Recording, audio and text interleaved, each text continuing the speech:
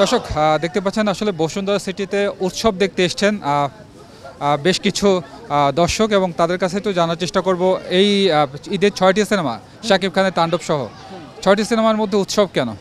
না, উৎসব মুভিটার হচ্ছে ওই দুইটা থেকে এই দুইটার মুভির প্যাটার্নটা একটু ডিফারেন্ট। তো আমাদের যে সংস্কৃতি বা হচ্ছে কালচার এটার সাথে ওই দুটাও খুব ভালো মুভি, বাট এটা আমাদের কাছে আরও বেটার মনে হয়েছে। এখানে হচ্ছে এই এক একজন অভিনেতার যেই ক্যারেক্টারগুলো ছিল তারা খুবই ভালো রোল প্লে করছে এবং আমার কাছে খুবই ভালো লাগছে মুভিটা।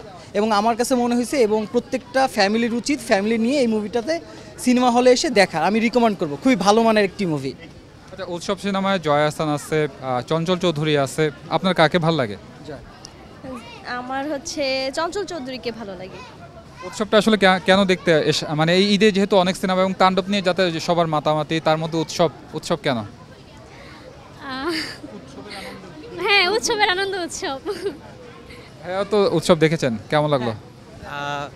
আসলে এখন সিজনটা হচ্ছে ঈদের, ঈদ মানেই উৎসব, তো উৎসবের সাথে একটা মিল রেখে উৎসব সিনেমাটা দেখার আসলে আমাদের প্ল্যান আর কি। এই থ্যাংক ইউ। যে আমরা হচ্ছিল ফ্যামিলি মুভি, যেহেতু বলাই আছে যে উইদাউট ফ্যামিলি এলাও না, সো আমরা ফ্যামিলি নিয়ে আসছি হচ্ছিল উৎসব দেখার জন্য। আপনার কাছে জানতে চাইবে উৎসব সিনেমাটি কেমন লাগছে বা আর বাকি সিনেমাগুলো দেখবেন কিনা? আগে তো উৎসবটা দেখি, যদি ভালো লাগে তাহলে বাকিগুলো হয়তো বা দেখতে পারি, কিন্তু নিশ্চয়তা নেই। উৎসবটা দেখার পরে নির্ভর করবে বাকিগুলো আসলে দেখবো কিনা।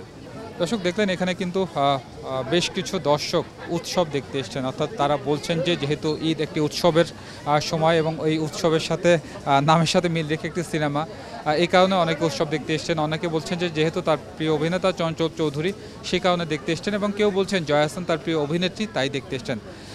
সবাই বলছেন আসলে এই সিনেমাটি দেখার পরেই আসলে বাকি সিনেমাগুলোও তারা দেখবেন।